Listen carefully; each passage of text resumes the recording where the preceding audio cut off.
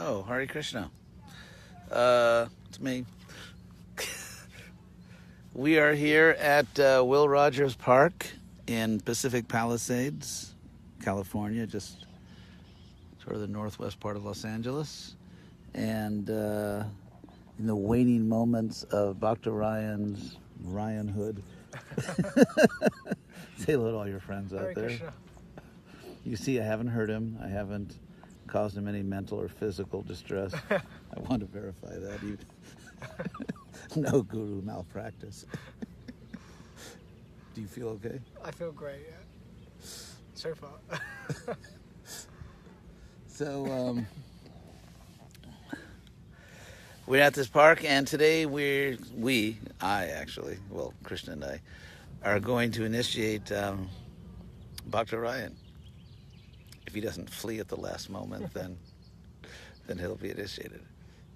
So, thank you all for watching. I can see your names, actually, devotees that are coming up, and I want to say hello to everybody.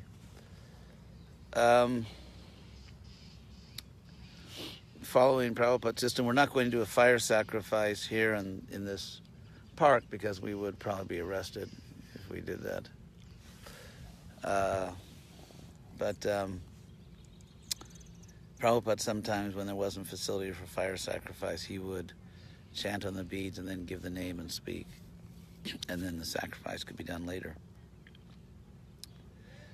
So, again, thank you all for watching. It's nice to see you're all there. Taruni just appeared. And Padmaksha, and Parang Shreyas. I can see, I can't, forgive me if I don't say all your names, but I do see when you come. So, Diksha, of course, I've spoken many times on this subject of Diksha, and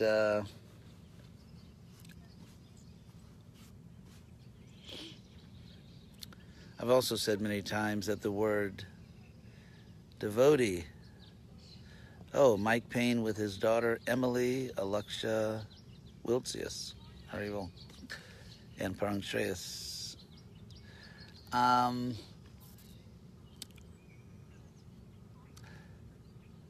In human life, I think I spoke on this, I can't remember, we did initiation several months ago, but in human life, Dardura, in human life, everything is based on really people being able to trust each other. I've given this example many times. When you're driving your car and you have a green light and you're going at high speed, you have to trust that motorists going the other way are going to stop. You have to trust that they have a red light, that the light system works. And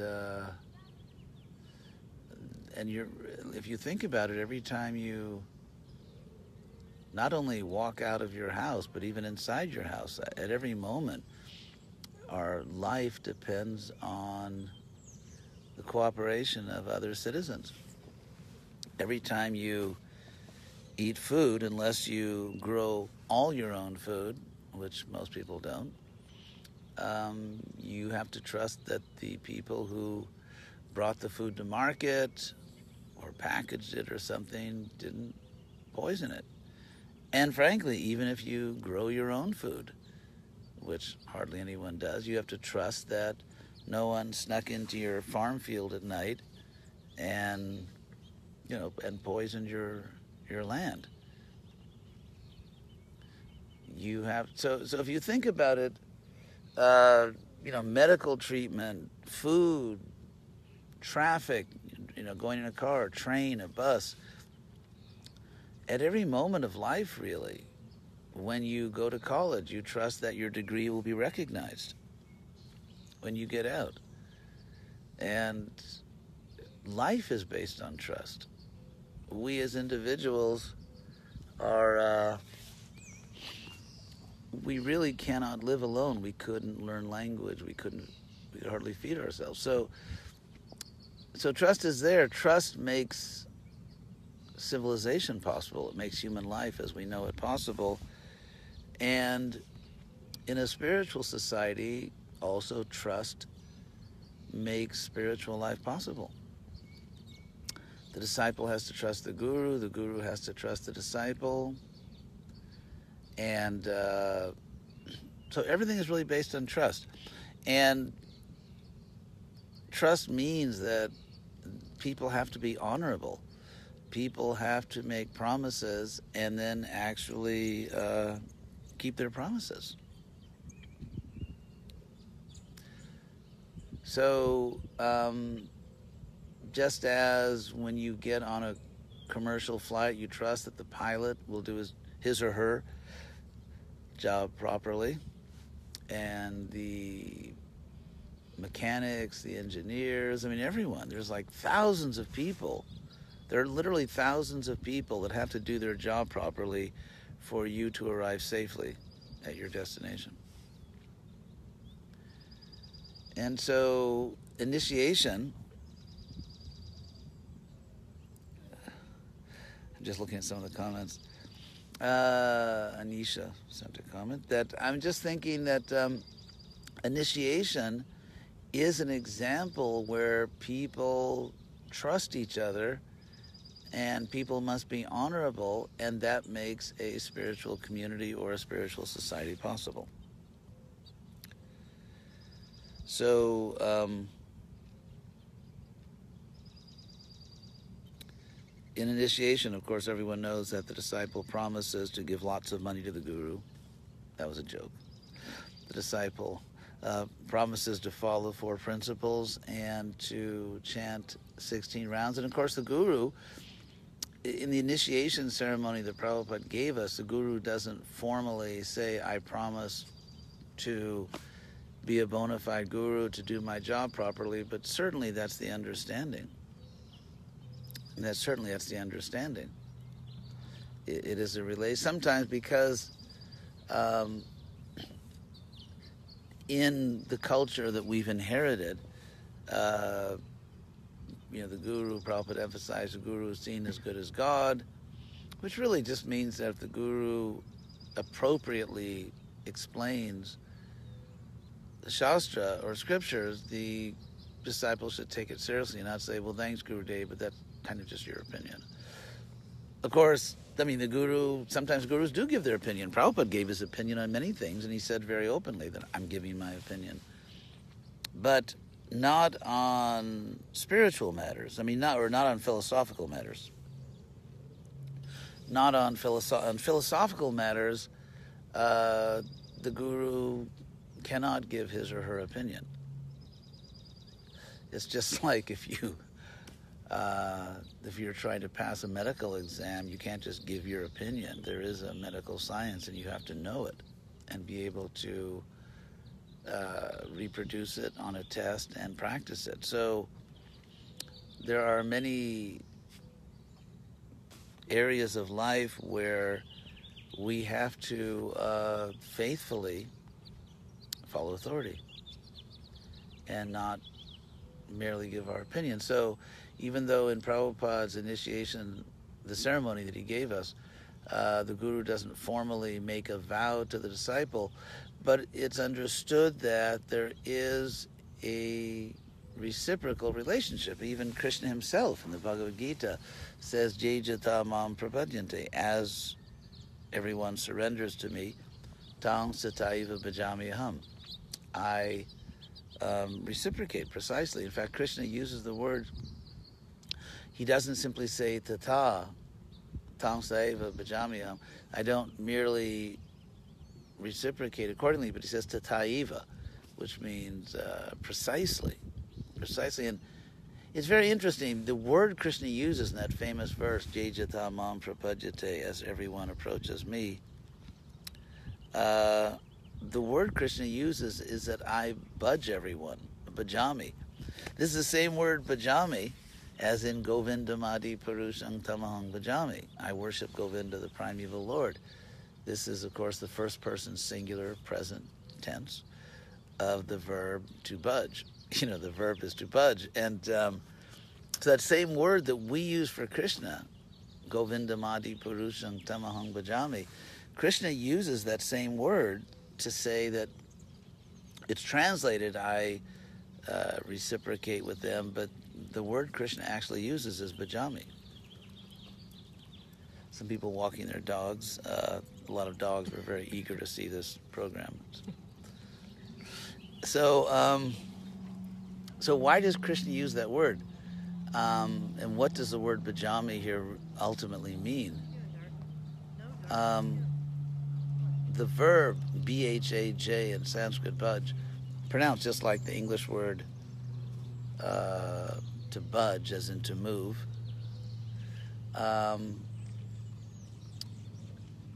It can mean to divide, in a sense, like, for example, a division in Sanskrit from this root is vibhaga. Vibhaga. For example, the Bhagavatam twice says that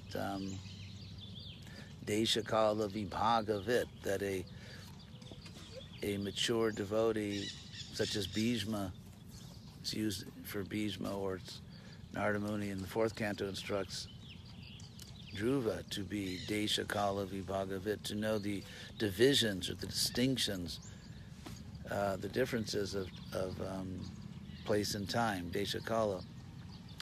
So what is the connection between budge, this verb, bhajami, I worship, and it's the many words, which means like bhaga, for example, bhaga can mean a division. So what is the connection here? Well, the word budge can mean to share, because you divide something, like, to share it. For example, if you have some bread and someone else is hungry, you can divide the bread, you can cut it, you can divide it, to share it. So it has a sense of sharing. Also, this verb budge is used when Vedic men pop the question when they make a wedding proposal. The sort of a common way that a man will ask a woman to marry him in Sanskrit is he will say bhajaswa mam bhajantang twang, which means accept me, or share your life with me as I want to share my life with you, or I want to, or literally just share with me as I am sharing with you.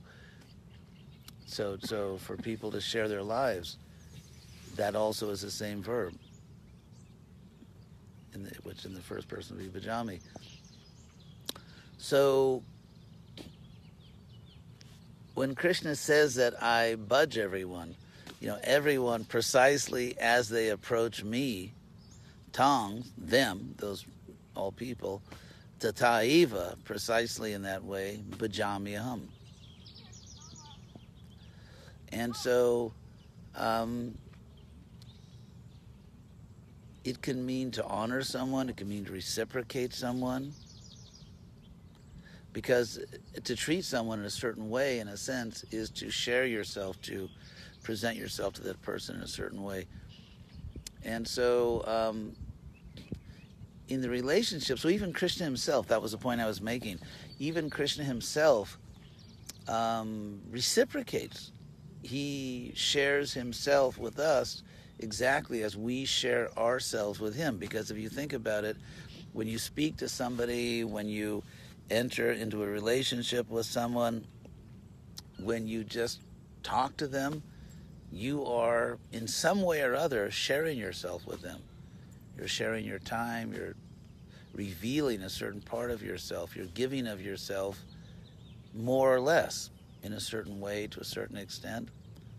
And that is the sense of reciprocation. So Krishna says that he precisely reciprocates. And in the relationship between guru and disciple, they both, the guru and the disciple, have very serious duties.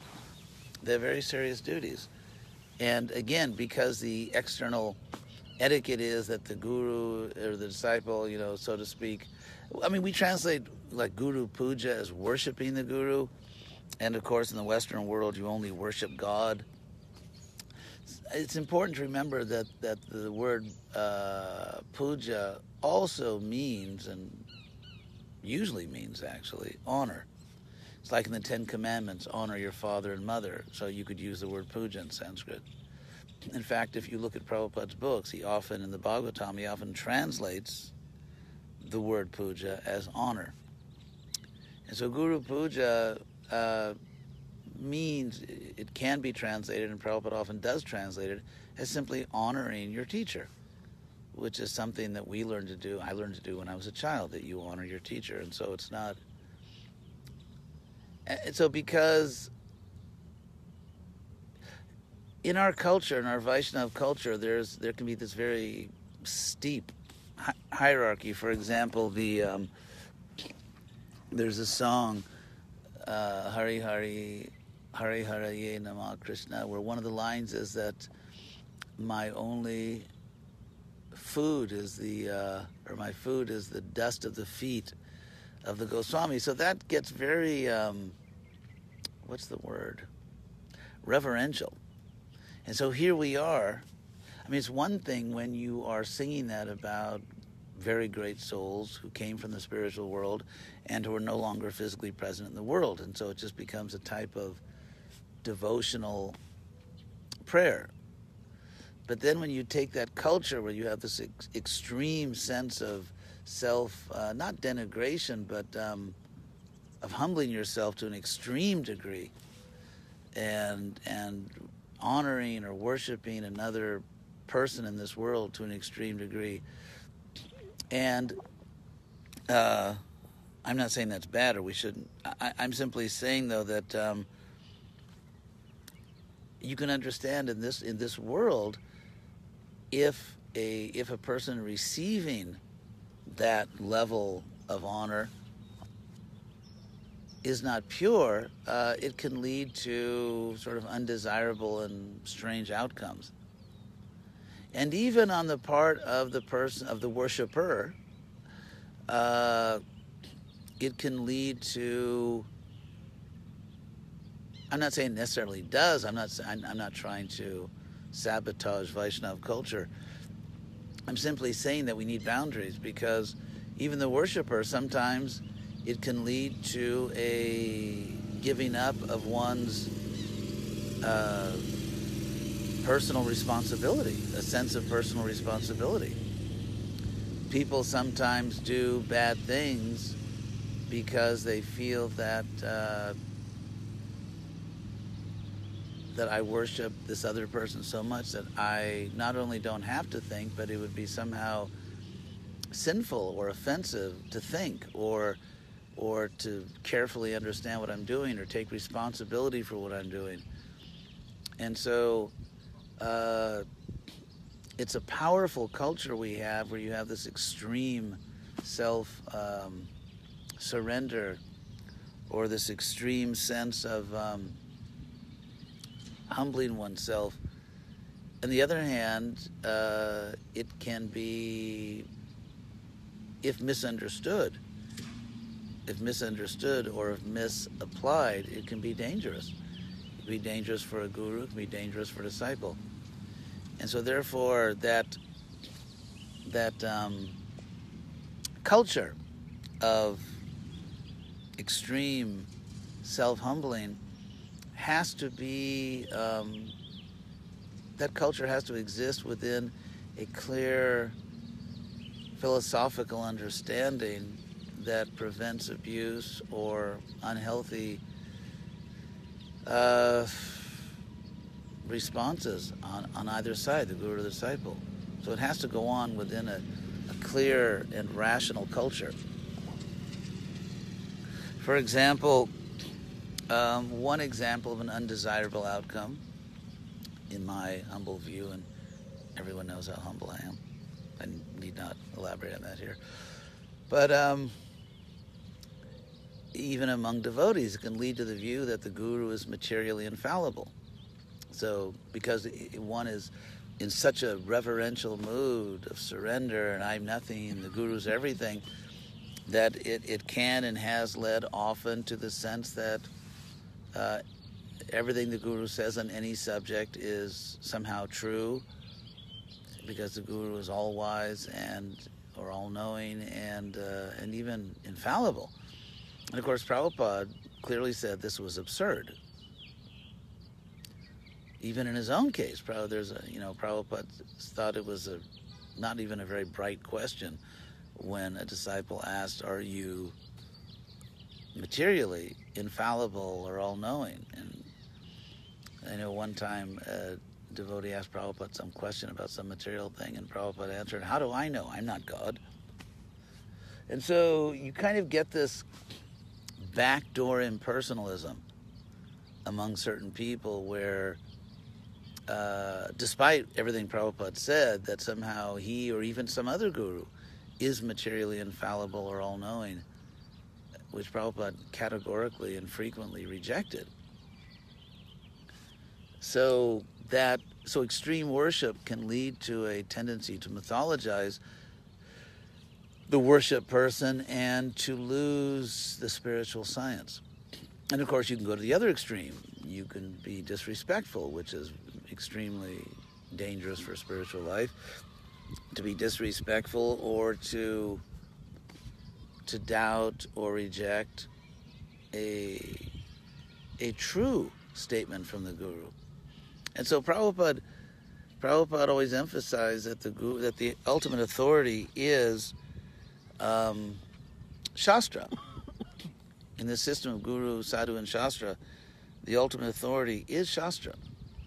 And then, of course, devotees kind of go around this and sort of collapse the system by saying, well, you can't understand Shastra without the Guru. So what it boils down to is there's really just one authority, which is the Guru. And Sadhu and Shastra, since you can't understand Sadhu or Shastra without the Guru, it really just, everything goes through that funnel. Everything really is just Guru. And so, is that actually a healthy way to look at it?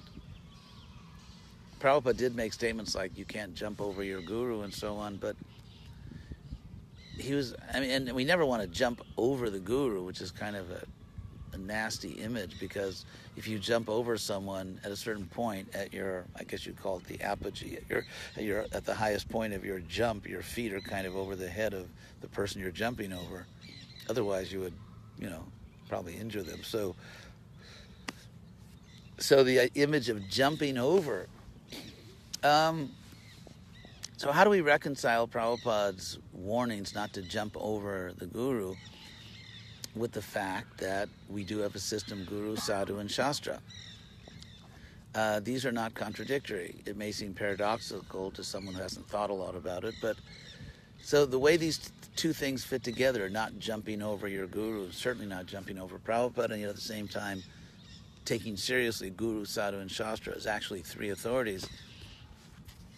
A faithful disciple accesses, engages Shastra and Sadhus in a way which is not incompatible with the instruction of the Guru.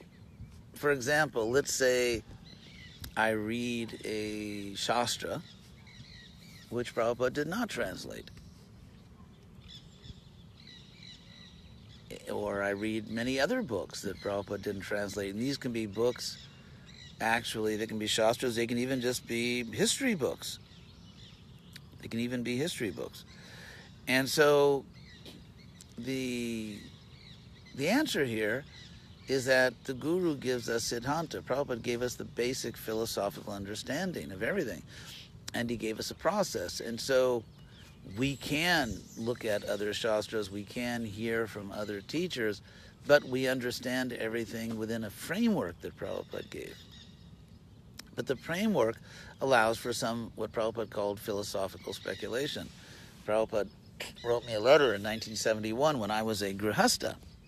I think you all know I was a grihasta, actually. I had the pleasure of living in 3 of the 4 ashrams. I was never vanaprastha. I wasn't married that long, but so in 1971 I was a grihasta, temple president of Gainesville, and Prabhupada wrote me a letter and said that we do not engage in mental speculation, and he gave the example that Krishna says, Rasoham apsu konteya, I'm the taste of water.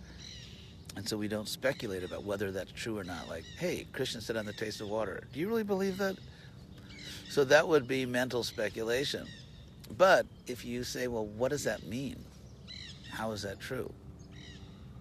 you try to understand it or philosophize about it. That's what Prabhupada called, a type of jargon, philosophical speculation, and he said that we can do. So one can also philosophically speculate about various things, but of course this takes some maturity. And if someone is not mature, they can really damage their spiritual life or even ruin their spiritual life. So not something to be taken lightly, but it does require some thoughtfulness, and a bona fide guru should give a disciple the philosophical or intellectual tools to, on the one hand, be faithful to the guru, but on the other hand, actually take seriously the idea of guru, sadhu, and shastra. It requires some intelligence, like the Bhagavatam says, Yagyayar Sankirtana Prayayar Yajantihi Sumeda. So those who have good intelligence worship the Lord in this age through Sankirtan. So these are some of the points, I guess, that I have made. I didn't plan to make those points, but those are the points that were made. So, Ryan, in the waning moments of your Ryanhood, do you have any questions?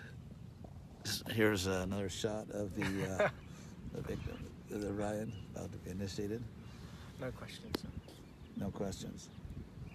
Okay, so I don't see any questions that were sent in here, and so I'll just proceed with the initiation. So you can hand me those beads there.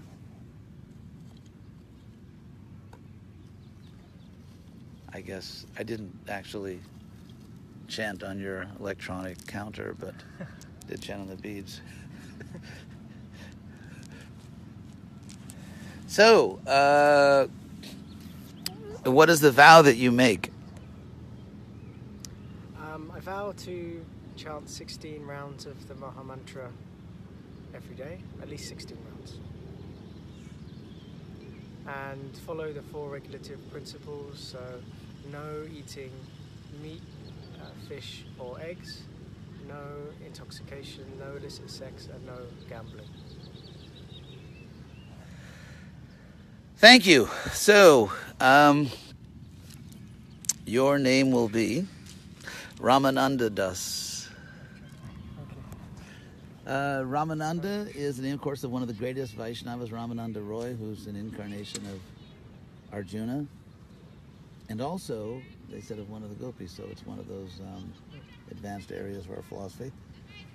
And of course, literally, Rama can mean Krishna's avatar, 3 avatars, Ramachandra, Balaram, and Parashuram. But also the word Rama means, in Sanskrit, the source of pleasure. So in that sense, it can also refer to Krishna.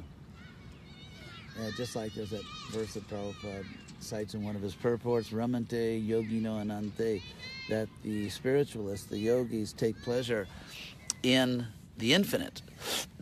And the verb take pleasure is Ramante. So Ramante Yogino Anante Satyanande, in the bliss of truth.